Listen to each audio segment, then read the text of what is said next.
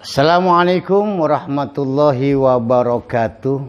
Bismillah, walhamdulillah, wassalatu wassalamu ala rasulillah Sayyidina Muhammad ibn Abdillah wa ala alihi wa sahbihi wa man wala wa la hawla wa la quwwata illa billah. Alhamdulillah bisa bertemu kembali walaupun cuman di channel ini.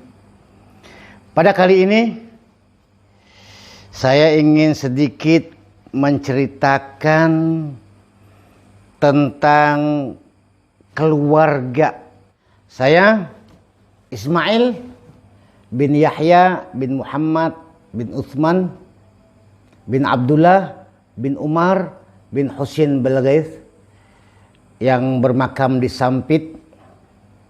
Dan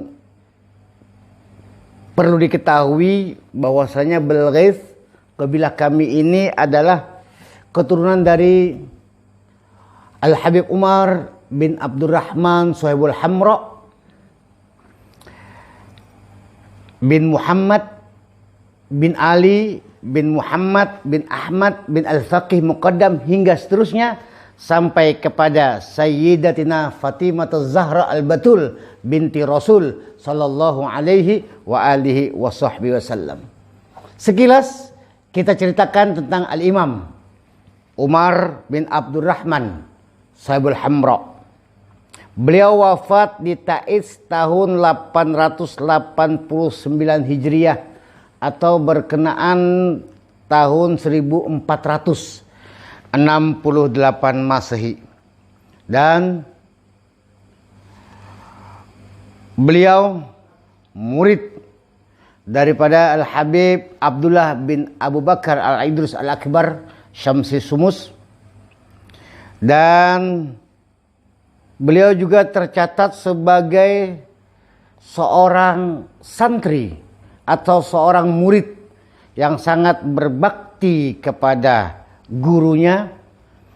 Guru-gurunya banyak, dan di dalam sebagian riwayat dikatakan bahwasanya beliau ini adalah juga seorang yang sangat dermawan, terkhusus kepada guru-guru beliau. Sampai di riwayat diceritakan bahwasanya beliau pernah menghadiahkan kepada gurunya satu buah rumah yang sangat luas, tingkat 3, semua diserahkan kepada gurunya. Saking cinta dan taatnya beliau kepada gurunya. Semoga kita bisa mengikuti jejak langkah beliau. Dan semenjak wafat di tahun 1468 Masehi atau 889 Hijriah tersebut, keturunan-keturunan beliau sampai sekarang berada di luar Tarim. Jadi ingat, perlu digarisbawahi, sejak 889 Hijriah atau 1468 Masehi, keturunan daripada Al-Habib Umar bin Abdurrahman Sohibul Hamra sudah tidak bermukim di Tarim atau Hadramaut. Sehingga wajar andai kata para habaib sekarang yang mungkin tidak mendalami tentang ilmu nasab, banyak yang tidak mengetahui siapa itu Balghaith, kabilah mana itu Balghaith. Namun para habaib yang memang bergerak di bidang nasab tentunya sangat paham dan mengetahui dengan jelas, bahkan mencatat keturunan-keturunan dari Al-Imam Al-Habib Umar bin Abdurrahman Sahibul Hamra tersebut. Tercatat juga di dalam kitab Syamsul Zahirah yang ditulis atau disusun oleh Al-Habib Abdurrahman bin Muhammad Al-Masyhur.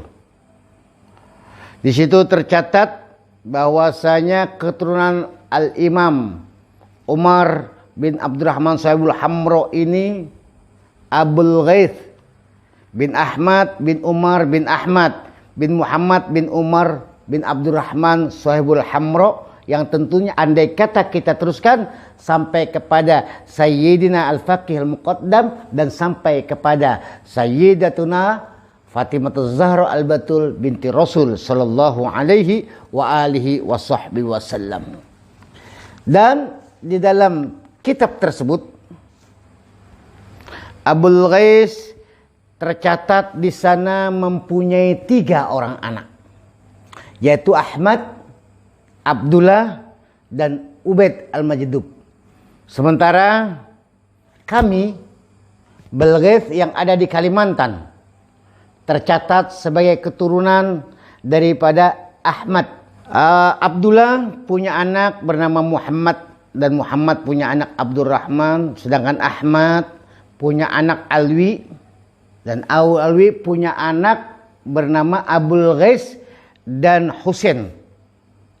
Abul Ghais sendiri punya anak lagi bernama Alwi dan Husain, yang terakhir dicatat di naskah induk di Tarim. Dan Abul Ghais bin Ahmad ini adalah datuknya Belghais, diberi catatan di samping, yaitu bahwasanya keturunannya berada di Lahij.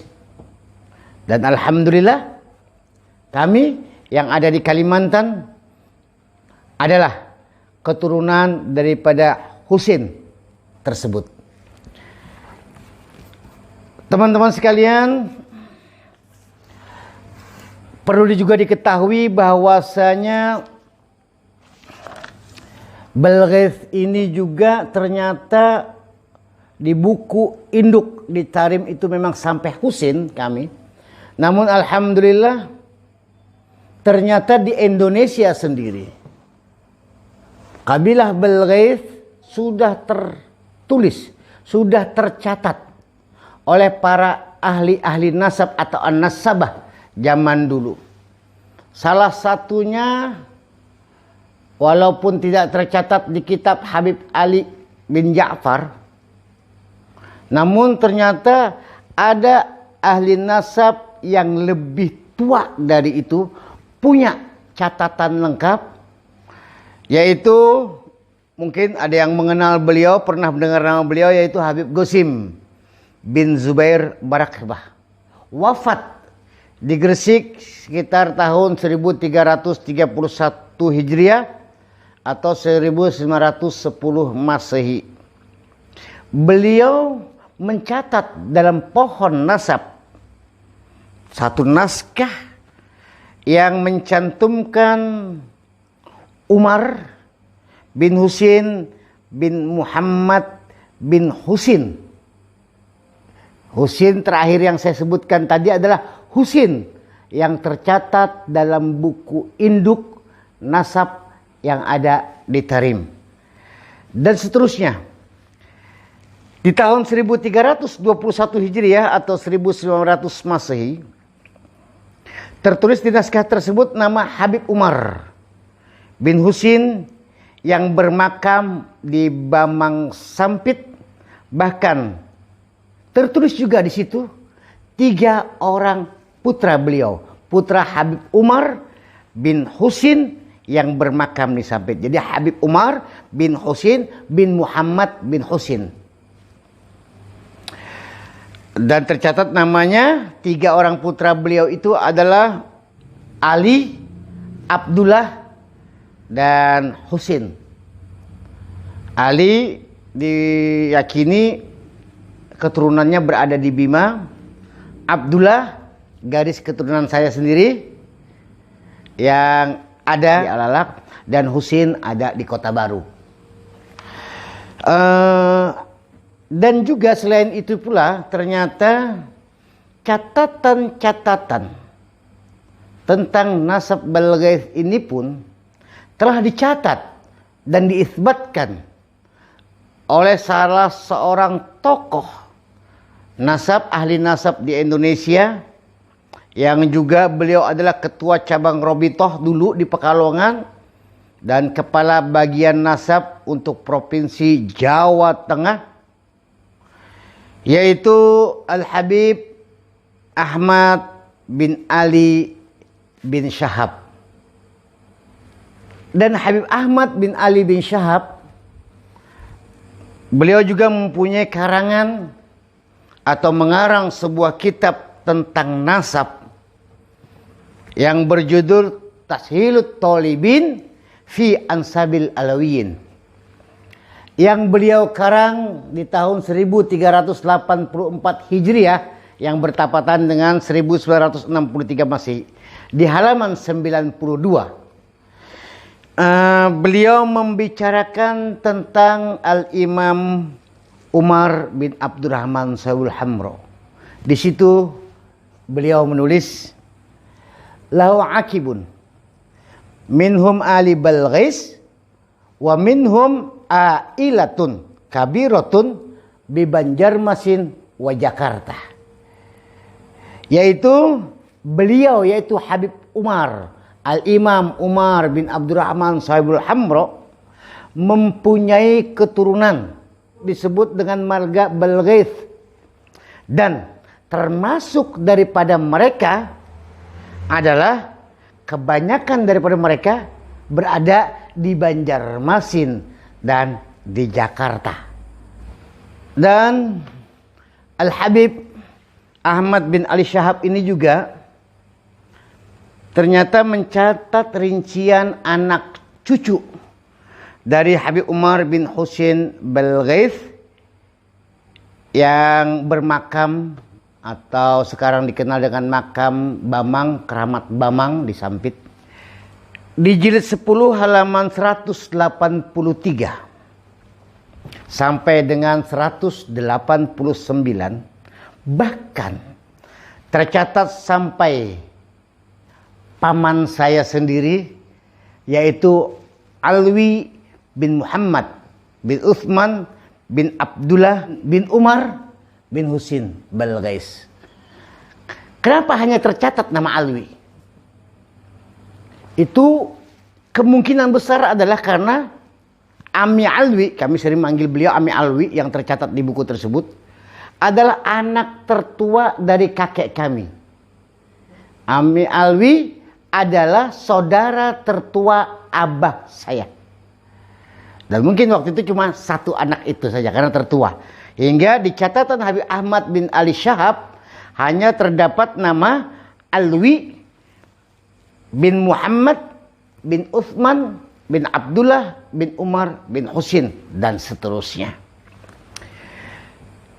Dan di samping Habib, tadi kita sebutkan bahwasanya Habib Qasim bin Zubair Barakbah dan juga Habib Ahmad bin Ali bin Syahab, ternyata ada salah satu juga tokoh nasab, ahli nasab di Nusantara, yaitu Habib Isa bin Muhammad Qitmir Al-Kaf. Beliau wafat di Palembang sekitar tahun 1404 Hijriah atau bertepatan dengan 1984 Masehi. Beliau juga mempunyai naskah. Naskah tersebut tulisan tangan beliau sendiri, berjilid-jilid, dan sampai saat ini naskah tersebut masih tersimpan rapi di Palembang.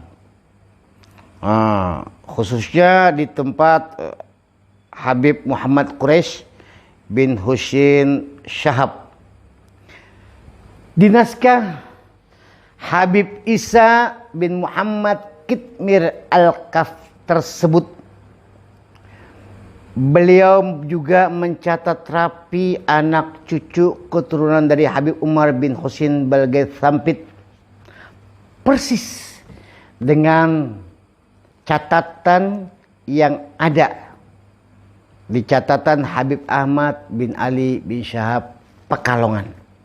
Bahkan Habib Isa bin Muhammad Al-Kaf ketika menyebut nama Habib Umar bin Husin Balghis juga menambahkan catatan samping tatkala menyebut nama tersebut, yaitu ba'da an wasalat ilaina al-bayanatul wadihah athbatnahum fi syajar bahwasanya setelah sampai kepada kami bukti-bukti yang jelas, kami pun mengisbat mereka dalam buku induk. Ini kalam serta catatan-catatan daripada para ahli-ahli nasab di Nusantara, di Indonesia ini, dan juga diteruskan kembali oleh Al-Habib Muhammad bin Alwi bin Hud Al-Atas, Ketua Maktab Daimi era 90-95. Al-Habib Muhammad bin Alwi bin Hud Al-Atas. Dan alhamdulillah di era tersebut kami keluarga besar Balghith sudah mendapatkan buku nasab.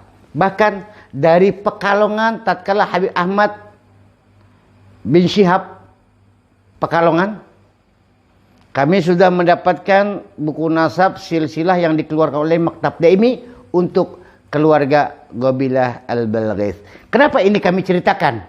Agar kita semua tahu bahwasanya Balghith keturunan daripada Al-Habib Umar bin Abdurrahman Sohibul Hamro yang ada di Kalimantan, yang ada di Indonesia, telah diisbat oleh Maktab Daimi yang waktu dulu pernah pusatnya di Pekalongan dan sekarang berada di Jakarta. Ini untuk apa?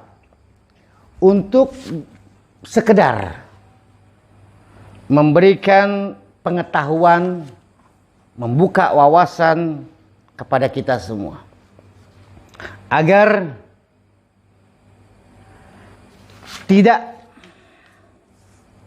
sembarangan dalam mengatakan, dalam berbicara, dalam memvonis sesuatu. Karena banyak yang kita dengar, ada kalangan-kalangan habaib yang kadang-kadang mereka mengaku sebagai ahli nasab, padahal keilmuannya tentang nasab boleh dikatakan nol besar. Jangankan mikirin nasab orang lain, pohon, syajarah, nasab keluarga dia sendiri dia tidak hafal. Sering mengatakan bahwasanya Balghith yang ada di Kalimantan mau Alawiyin, bukan Alawiyin katanya. Nah ini kita jelaskan. Dan satu hal lagi, kenapa ini perlu diterangkan, perlu dijelaskan? Rasulullah Shallallahu Alaihi Wasallam bersabda di dalam suatu hadis yang diriwayatkan oleh Imam Muslim, bahwasanya ithnani finnas huma bihim kufron, at-ta'nu fin nasab wa niyahah alal mayyit.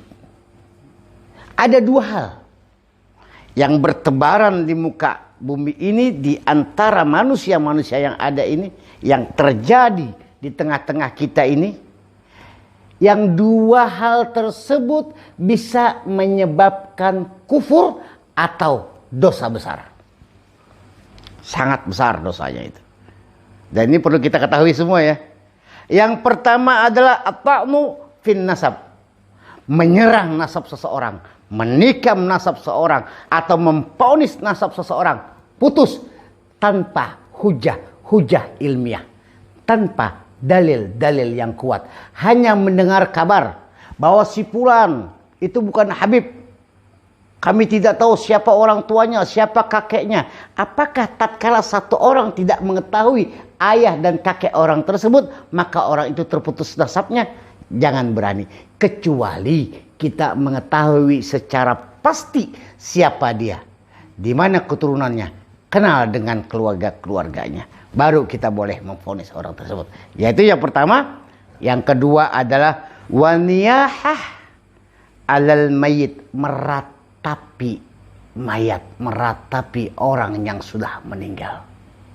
Kenapa dua hal ini dikatakan bisa menyebabkan kufur atau dosa besar? Karena tatkala kita melakukan dua hal ini, berarti kita termasuk orang yang tidak percaya dengan qada dan qadarnya Allah, tidak percaya, tidak yakin terhadap takdir Allah, bahkan menolak takdir Allah terhadap apa yang ditakdirkan Allah kepada orang tersebut. Lahir sebagai Alawiyin adalah takdir Allah, bukan kehendak siapapun juga. Meninggal, habis umur, wafat, itu pun takdir Allah, tanpa ada siapapun juga yang bisa memperpanjang atau mendekatkan kematian kita. Untuk itu, terimalah takdir Allah dengan husnuzon billah, bersangka baik kepada Allah. Itu saja yang bisa saya sampaikan. Wabillahi taufiq wal hidayah, waridha wal inayah, hadanallahu wa iyyakum ajma'in. Al-afu minkum. Assalamualaikum warahmatullahi wabarakatuh.